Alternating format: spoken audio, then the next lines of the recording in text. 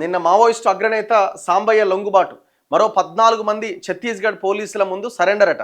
మావోయిస్టులపై విష తూటాలు, ఎన్కౌంటర్లో భయానక అనుభవాలు, ఫినిక్స్ కథనం. ఏందో ఇది. బంగారం ఆయుధాల డంపులు ఎక్కడ, క్యాడర్ పరిస్థితి, పార్టీలోని చివరి దశ పరిణామాలపైన కూడా ప్రశ్నలు.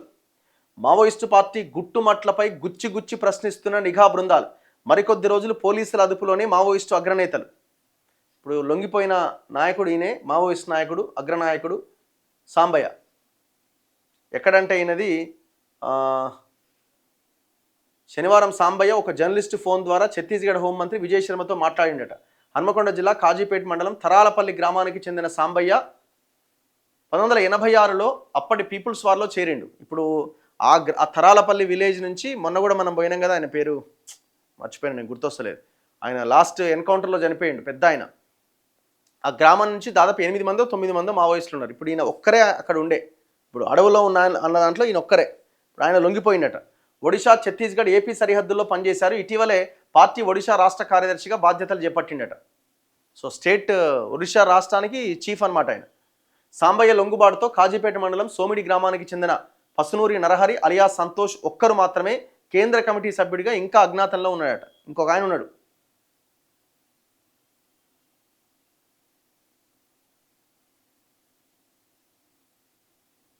అయితే ఇప్పుడు ఈ మావోయిస్టుల దగ్గర కూడా చాలా పెద్ద ఎత్తున డంపు, గోల్డ్ కానీ, ఆయుధాలు కానీ, అండ్ పైసలు కానీ, మరి డంపులన్నీ ఎక్కడ పోయి ఉంటాయి? ఇప్పుడు వాళ్ళక్కడ వాళ్ళ వ్యవహారాలు ఇదంతా జరగడానికి వాళ్ళకు కూడా కొంత డబ్బు అవంతా కావాలి కదా, ఆ పార్టీ నడవడానికి. మరి ఆ పైసలన్నీ, ఆ డంప్ అంతా ఎక్కడ ఉంది? దాని మీద పెద్ద చర్చ జరుగుతున్నదట. ఇగో ఏందట అంటే, ఇటీవల మహారాష్ట్రలో పట్టుబడ్డ ఒక మావోయిస్టు అగ్రనేత లొంగుబాటు తర్వాత మీడియాతో మాట్లాడుతూ ఏం చెప్పిండట, తాను పార్టీ నుంచి బయటకు వచ్చే సమయంలో 6 కోట్ల విలువైన బంగారం, భారీగా నగదు పార్టీకి అప్పగించి వచ్చాం. తెలంగాణలో ఇటీవలి కాలంలో మావోయిస్టు నేత పిఎల్జీఏ కమాండర్ బార్సేదేవా పట్టుబడిన సమయంలో తెలంగాణ చరిత్రలో మొదటిసారిగా మావోయిస్టు డంపు నుంచి 20 లక్షల నగదును పోలీసులు స్వాధీనం చేసుకున్నారు. 48 అత్యంత అధునాతన ఆయుధాలు పట్టుకున్నారు. ఏదో ఇజ్రాయెల్ నుంచి అదేదో టావెరా ఏదో ఆయుధం కూడా వాళ్ళ చేతిలో ఉన్నది. మావోయిస్టు పార్టీ గతంలో కాంట్రాక్టర్ల నుంచి కొంత డబ్బులు వసూలు చేసిందనేది బహిరంగ రహస్యమే.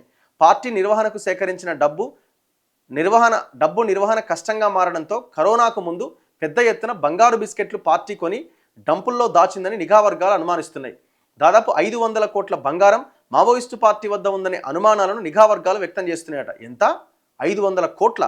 ఈ స్థాయిలో కాకపోయినా కనీసం 100 కోట్ల విలువైన బంగారం నిల్వల సంగతైనా అగ్రనాయకులకు తెలిసి ఉంటుందనే అనుమానాల నేపథ్యంలో అధికారులు దేవ్జీ నుంచి వివరాలు తెలుసుకోవడానికి ప్రయత్నిస్తున్నారు. ఆయుధాల డంపులు, ఆయుధాల నిల్వల వివరాలు తెలుసుకోవడానికి దర్యాప్తు అధికారులు ప్రయత్నిస్తున్నారట. ఇప్పుడు అది ఎవరికి తెలిసి ఉంటుంది? మావోయిస్ట్ టాప్ లీడర్లకే తెలిసి ఉంటుంది. వాళ్ళంతా ఆల్మోస్ట్ ఇప్పుడు మొన్న 5 తెలంగాణ వాళ్ళు లొంగిపోయినారు. అంతకుముందు మల్లోజుల, ఆశన్న వీళ్ళంతా లొంగిపోయే ఉన్నారు కదా. మరి తెలవకుండా ఎట్లా ఉంటుంది?